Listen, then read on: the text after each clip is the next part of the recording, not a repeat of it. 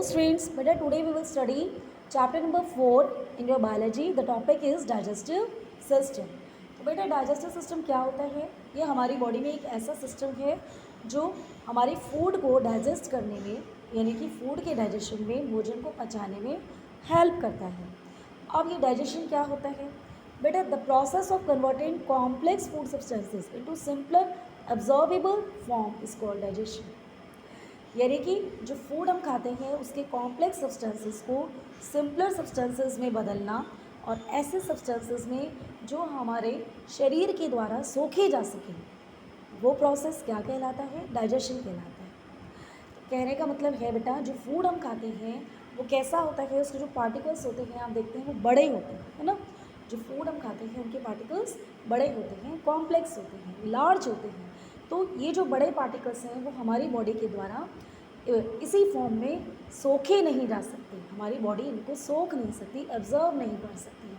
तो इसीलिए इनका जो डाइजेशन होना यानी कि इनको छोटे छोटे टुकड़ों में बदलना और ऐसे टुकड़ों में जिनको हमारी बॉडी सोख सके, इस तरह के टुकड़ों में बदलना ज़रूरी हो जाता है. तो यही प्रोसेस जिसमें भोजन के बड़े बड़े पार्टिकल्स को, लार्ज पार्टिकल्स को स्मॉल पार्टिकल्स में, छोटे छोटे टुकड़ों में बदला जाता है, तोड़ा जाता है, उस प्रोसेस को क्या कहते हैं? डाइजेशन कहते हैं. ठीक है. तो डाइजेस्टिव सिस्टम क्या है बेटा? डाइजेस्टिव सिस्टम वो सिस्टम है हमारी बॉडी में जो फूड के डाइजेशन में हेल्प करता है. तो बेटा whatever may be the food and the nutrients present in the food, it undergoes 5 steps. These 5 steps are the steps in the process of digestion. तो जो भी फूड हम खाते हैं उसमें देखो कई सारे न्यूट्रिएंट्स होते हैं.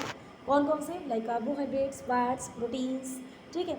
तो ये मेन जो न्यूट्रिएंट्स हैं इनको डाइजेशन के प्रोसेस में, जो डाइजेशन का जो प्रोसेस है उसमें 5 स्टेप्स आते हैं. जो फूड हम खाते हैं उसमें जो न्यूट्रिएंट्स प्रेजेंट हैं उनको डाइजेशन के प्रोसेस में 5 स्टेप्स से होकर गुजरना पड़ता है. कौन कौन सी 5 स्टेप्स हैं डाइजेशन के प्रोसेस में? First is the ingestion, second is the digestion, third is the absorption, fourth is the assimilation and fifth is the egestion. तो बेटा first is the ingestion. Ingestion क्या होता है?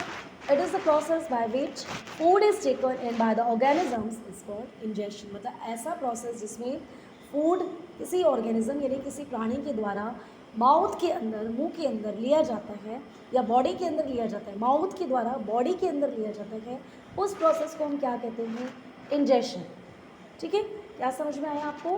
कोई ऑर्गेनिज्म जिस प्रोसेस के द्वारा फूड को अपनी बॉडी के अंदर लेता है उस प्रोसेस को हम क्या कहते हैं? इंजेशन कहते हैं. तो ये फर्स्ट स्टेप होता है किसके फर्स्ट स्टेप है किसमें? डाइजेशन के प्रोसेस में. ठीक है. Second step is the digestion. It is a process of breaking down of complex food into simpler absorbable molecules. This is brought about with the help of special molecules called digestive juices और enzymes. Digestion क्या है? जो food हमने अपने mouth के अंदर ले लिया है उसका क्या होता है? अपनी बॉडी के अंदर जो फूड हमने ले लिया है वो तोड़ा जाता है, उसके छोटे छोटे टुकड़े किए जाते हैं. ठीक है. ऐसे फॉर्म में उनको बदला जाता है, सिंपलर फॉर्म में बदला जाता है कि वो हमारे शरीर के द्वारा सोखे जा सकें. तो इस प्रोसेस को यानी कि भोजन के बड़े बड़े टुकड़ों को छोटे छोटे टुकड़ों में बदलने का जो प्रोसेस है वो उसको क्या कहते हैं? डाइजेशन कहते हैं. जैसे मैंने पहले भी आपको बताया था. और ये जो डाइजेशन का प्रोसेस है it is brought about with the help of special molecules called digestive juices और एंजाइम्स.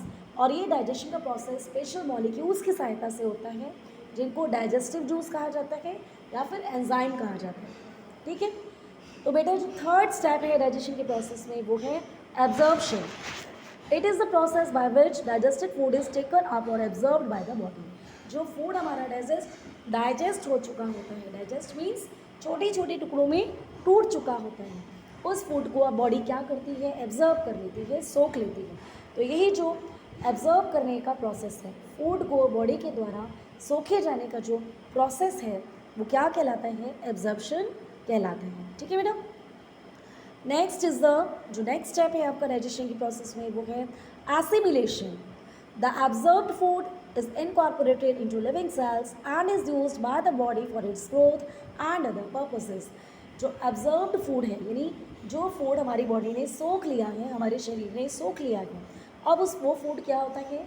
हमारी सेल्स के अंदर पहुंच जाता है. ठीक है.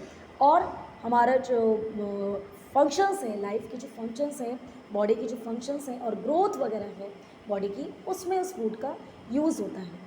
तो यही जो यूज़ है फूड का, ठीक है, किसमें, बॉडी, हमारी बॉडी की ग्रोथ में, और इसके अलावा बॉडी में कितने सारे जो फंक्शंस हैं उनमें जो एब्जॉर्ब फूड का जो यूज़ है, जो इस्तेमाल किया जाना है, वही यूज़ क्या कहलाता है, एसिमिलेशन कहलाता है। ठीक है, जो नेक्स्ट स्टेप है डाइजेशन के प्रोसेस में, it is the egestion. It is the process by which undigested food is remove from the body. Egestion क्या है बेटा, वो ऐसा प्रोसेस है जिसमें अनडाइजेस्टेड फूड मतलब ऐसा फूड जो डाइजेस्ट नहीं हुआ है, या हम कह सकते हैं वेस्ट मटेरियल, जितना फूड ज़रूरी था वो बॉडी ने सोख लिया और बाकी क्या रह गया, वेस्ट रह गया। तो जो वेस्ट मटेरियल है जो हमारी बॉडी से रिमूव हो जाते हैं, तो वेस्ट मटेरियल का बॉडी से रिमूव किया जाना ही क्या कहलाता है, इजेशन कहलाता है। ठीक है, तो बेटा चलिए, digestive system in humans organs and functions, मतलब हमारी बॉडी में जो डाइजेस्टिव सिस्टम्स हैं उसमें कौन कौन से ऑर्गन होते हैं, कौन कौन से ऑर्गन पार्टिसिपेट करते हैं। तो बेटा फर्स्ट इज द, देखिए एक तो होता है process of digestion start in the mouth, from the mouth the food passes through a food canal which is called alimentary canal. जो डाइजेशन का प्रोसेस है वो स्टार्ट किस में होता है, हमारी बॉडी के कौन से पार्ट में होता है, माउथ में होता है। ठीक है, क्योंकि फूड जो हम अंदर ले रहे हैं वो सबसे पहले माउथ के द्वारा अपनी बॉडी में ले रहे हैं, तो डाइजेशन का प्रोसेस माउथ में स्टार्ट होता है और उसके बाद फूड माउथ से होता हुआ एक फूड कैनाल के थ्रू नीचे की तरफ जाता है, जिसको हम कहते हैं एलिमेंट्री कैनाल। बेटा ये देखिए, दिस इज़ आवर माउथ, और इसके बाद माउथ के बाद ये जो इतना पार्ट है पूरा, this whole part is known as alimentary canal. Mouth से लेके जो एनस है, एनस क्या है, ये जो लास्ट में जो हमारा जो इंटेस्टाइन, जो लार्ज इंटेस्टाइन वाला पार्ट है, उसके एंड में एक एपर्चर होता है, एक पोर होता है। तो माउथ से लेके एनस तक जो पार्ट है, जो कैनाल है, ट्यूब लाइक स्ट्रक्चर है, it is known as alimentary canal. ठीक है, तो बेटा ऑर्गन्स देखिए, ऑर्गन्स कौन कौन से होते हैं इस एलिमेंट्री कैनाल में। ये जो एलिमेंट्री कैनाल है इसमें कौन कौन से ऑर्गन्स जो है वो काम करते हैं। देखिए first is the mouth and mouth cavity. ठीक है, the mouth contains the tongue, teeth and salivary glands. और माउथ जो होता है, हमें आपको पता है इसके अंदर क्या क्या चीज़ें हैं, टंग है, टीथ है और सैलिवरी ग्लैंड्स प्रेजेंट होती हैं। इन तीनों का ही डाइजेशन में बहुत ज़्यादा इंपॉर्टेंट रोल प्ले होता है। ठीक है, food is bitten off and chewed by the teeth, जैसे कि दांतों का क्या काम है, फूड के छोटे छोटे टुकड़े करना।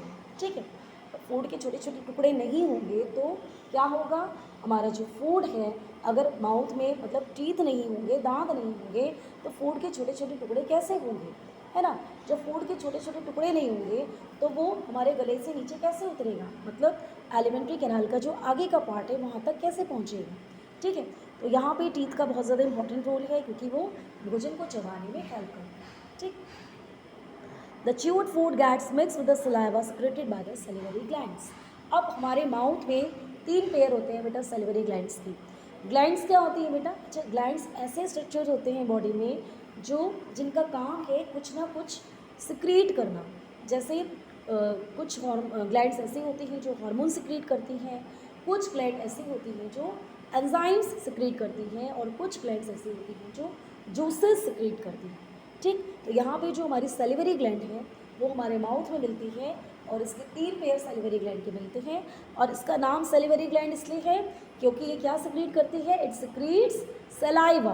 क्या सिक्रीट करती है ये, सलाइवा सिक्रीट करती है। अब सलाइवा क्या होता है बेटा, सलाइवा जो लार आपके मुंह में होती है ना, लार मतलब थूक जो होता है ना, लार, तो ये जो लार होती है वो क्या कहलाती है, सलाइवा कहलाती है। ठीक है, ये किससे कौन सिक्रीट करता है, सैलिवरी ग्लैंड सिक्रीट करती है।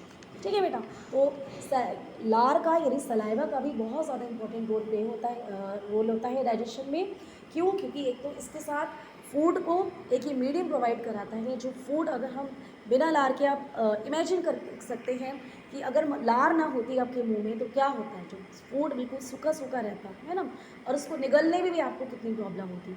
तो एक तो ये रोल है कि फूड को ये सॉफ्ट कर देता है। ठीक है, सलाइवा जो है वो क्या करता है, फूड को सॉफ्ट कर देता है, जिससे कि आगे उसको मतलब जो एलिमेंट्री कैनाल की जो पार्ट्स हैं वहाँ तक पहुँचने में इसको हेल्प मिलती है। इसके अलावा जो आपका सलाइवा है बेटा, इसमें एक एंजाइम होता है जिसे हम कहते हैं एमाइलेज। ठीक है, सलाइवा के अंदर एक एंजाइम होता है जिसे हम एमाइलेज कहते हैं। वो क्या करता है, हमारे फूड में जो स्टार्च प्रेजेंट होता है उसको शुगर में चेंज कर देता है। ठीक है बेटा, एमाइलेज नाम का जो एंजाइम है जो सलाइवा में प्रेजेंट होता है वो क्या करता है, it acts on starch and changes it into sugar. वो हमारे फूड में जो स्टार्च प्रेजेंट होता है जो कि एक न्यूट्रिएंट है उसको किस में कन्वर्ट कर देता है, शुगर में कन्वर्ट कर देता है। और ये जो शुगर होती है वो मीठी होती है, स्वीट होती है और वाटर सॉल्युबल होती है। तो इसी वजह से आपने देखा होगा जब आप ब्रेड वगैरह खाते हो या खाना खाते हो, रोटी खाते हो या ब्रेड खाते हो, तो खाने के बाद आपको वो थोड़ी थोड़ी मीठी लगती है, क्योंकि ब्रेड के अंदर जो स्टार्च प्रेजेंट होता है उस पर सलाइवा में से निकला हुआ अमाइलेज एंजाइम एक्ट करता है और उसको शुगर में बदल देता है। ठीक है, शुगर जो कि मीठी होती है, तो शुगर की वजह से आपको जो ब्रेड वगैरह है वो खाने में मीठी लगती है। ठीक है, तो बेटा जो ये तो था माउथ का रोल, जिसमें हमने आपको बताया माउथ में जो टीथ प्रेजेंट होते हैं और सैलिवरी ग्लैंड्स प्रेजेंट होते हैं उनका क्या रोल होता है डाइजेशन में। इसके अलावा बेटा टंग का भी बहुत ज़्यादा इंपॉर्टेंट पार्ट होता है, माउथ में टंग होती है, ये भी हेल्प करती है। कैसे, it helps in mixing the chewed food with saliva and swallowing the food. Tongue की सहायता से आप फूड को सलाइवा के साथ मिक्स करते हो, कर सकते हो, है ना। आप जब खाना खाते हो तो आप अपनी जीभ को इधर उधर घुमाते हो ना, क्यों करते हो ऐसा, जिससे कि जो आपका खाना है वो सलाइवा के साथ अच्छे से मिक्स हो जाए और उसको आप स्वॉलो करने में आपको ईजी हो। ठीक है, इसके अलावा tongue taste as it has sense organs called the taste buds. जो जीभ होती है बेटा, इसमें हमें इसका क्या काम है, हमें स्वाद देना, भोजन का स्वाद देना। हम जानते हैं जीभ का ये काम है। तो हमें स्वाद क्यों आता है, हमें टेस्ट क्यों आता है खाने का, इसीलिए आता है क्योंकि टंग के ऊपर टेस्ट बर्ड्स प्रेजेंट होती है। टंग के ऊपर क्या प्रेजेंट होती है, टेस्ट बर्ड्स। ठीक है, ये सेंस ऑर्गन्स हैं जिसकी वजह से हमें स्वीट, सोर और बिटर अलग अलग टेस्ट आते हैं। ठीक है, तो चलिए नेक्स्ट अब आते हैं हम माउथ के बाद जो सेकंड आपका डाइजेस्टिव ऑर्गन है that is oesophagus which is also known as gullet. बेटा ये देखिए, ईसोफिगस क्या करता है, it connects the mouth cavity with the stomach and it is also called the food pipe. जो ईसोफिगस है वो माउथ को स्टमक के साथ जोड़ देता है और इसको हम फूड पाइप भी कहते हैं। देखिए बेटा डायग्राम में आप देखिए, माउथ के बाद, माउथ कैविटी के बाद ये जो आप पाइप जैसा स्ट्रक्चर देख रहे हैं this is known as oesophagus which is also known as food pipe because it carries food. ठीक है, और इस तरह से ईसोफिगस के बाद ये जो स्ट्रक्चर आप बैग लाइक देख रहे हैं दिस इज स्टमक। ठीक है, और ईसोफिगस क्या करता है, ईसोफिगस माउथ को स्टमक से कनेक्ट कर देता है ना। तो माउथ से जो हमने फूड लिया वो ईसोफिगस के थ्रू कहाँ आता है, स्टमक में आता है। ठीक है, तो माउथ से जो हमने फूड लिया बेटा वो पहले ईसोफिगस में चला जाता है। अब no digestion takes place here, मतलब ईसोफिगस में या फूड पाइप में फूड का कोई भी डाइजेशन नहीं होता, यहाँ पे कोई फूड का ब्रेकडाउन नहीं होता है। It only helps in pushing the food into the stomach. Oesophagus का सिर्फ एक ही फंक्शन होता है, अब वो क्या होता है, फूड को स्टमक की तरफ पुश करना, स्टमक की तरफ धक्का देना, क्योंकि जो बाकी का जो प्रोसेस है वो किस में होने वाला है, स्टमक में होने वाला है। ठीक है, चलिए now come to the next organ which is stomach. Stomach is a muscular bag lying in the upper abdomen. Here the food is churned and converted into a semi-solid paste. अब यहाँ पे स्टमक में आने के बाद food जो है वो सेमी सॉलिड यानी हाफ सॉलिड फूड में पेस्ट में कन्वर्ट हो जाता है। यहाँ पे फूड इज चर्न्ड। चर्न्ड का मतलब क्या होता है बेटा, वैसे हिंदी में चर्न्ड का मीनिंग होता है बिलोना। जैसे आपकी मम्मी दही बिलोती है ना, घर में दही बिलोती है ना, तो इसी तरह से यहाँ पे स्टमक में आने के बाद फूड का स्टायरिंग होती है, बिलोया जाता है, उसकी स्टायरिंग होती है, मिक्सिंग होती है। ठीक है, और मिक्सिंग होती है किसके साथ, एक स्टमक जो है बेटा एक जूस सिक्रीट करता है जिसे गैस्ट्रिक जूस कहते हैं। ठीक है, स्टमक क्या सिक्रीट करता है, गैस्ट्रिक जूस। तो यहाँ पे फूड की मिक्सिंग होती है गैस्ट्रिक जूस के साथ, food is mixed with gastric juice. ठीक, and gastric juice contains pepsin, it is enzyme कंटेन करता है गैस्ट्रिक जूस जिसका नाम है pepsin which acts on proteins. ठीक है, स्टमक में से जो गैस्ट्रिक जूस निकलता है उसमें एक एंजाइम होता है जिसका क्या नाम है, पैप्सिन, ठीक है। और ये जो पैप्सिन एंजाइम है वो किस पर एक्ट करता है, किस पर रिएक्ट करता है, प्रोटीन्स के ऊपर एक्ट करता है, प्रोटीन्स जो कि हमारे फूड में प्रेजेंट है, ठीक है। और प्रोटीन को किस में चेंज कर देता है, अमीनो एसिड में कन्वर्ट कर देता है, ठीक है। Proteins are converted into amino acid. चलिए अब क्या होता है, partly digested food from here goes to the small intestine. अभी यहाँ पर फूड का पूरी तरह से डाइजेशन नहीं हुआ है, ठीक। यहाँ पे सिर्फ प्रोटीन के ऊपर काम हुआ है। जो पैप्सिन एंजाइम था गैस्ट्रिक जूस में, उसने प्रोटीन को अमीनो एसिड में कन्वर्ट कर दिया और स्मॉल इंटेस्टाइन में फूड आ जाता है, ठीक है। स्टमक से फूड कहाँ आ जाता है, स्मॉल इंटेस्टाइन में आ जाता है। चलिए बेटा, इसके आगे का part we will study in our next video. Okay बेटा, bye, have a nice day.